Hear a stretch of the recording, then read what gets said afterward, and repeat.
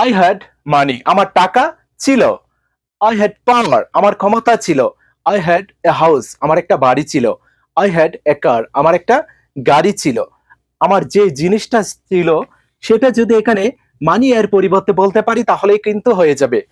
I had আমার ছিল, যে জিনিসটা আমার ছিল সেটা শুধু এখানে বলবো তাহলেই হবে। আর যদি বলি আমার টাকা ছিল না, সেই ক্ষেত্রে আই ডিডেন্ট হ্যাভ, আমার ছিল না। আই ডিডেন্ট হ্যাভ, আমার কি ছিল না, যে জিনিসটা আমার ছিল না সেটা শুধু মানি এর পরিবর্তে বলবো তাহলেই হবে। আই ডিডেন্ট হ্যাভ মানি, আমার টাকা ছিল না।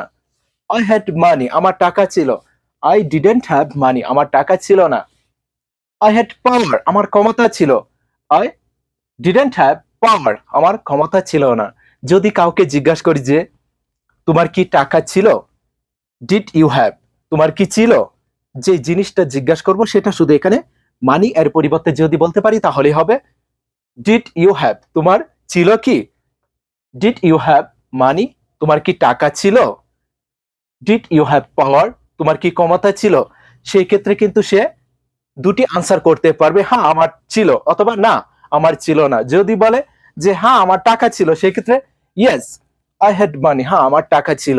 অথবা no I didn't have money, না আমার টাকা ছিল না। ডিড ইউ হ্যাভ মানি, তোমার কি টাকা ছিল। ইয়েস আই হ্যাড মানি, হ্যাঁ আমার টাকা ছিল। অথবা no I didn't have money, না আমার টাকা ছিল না।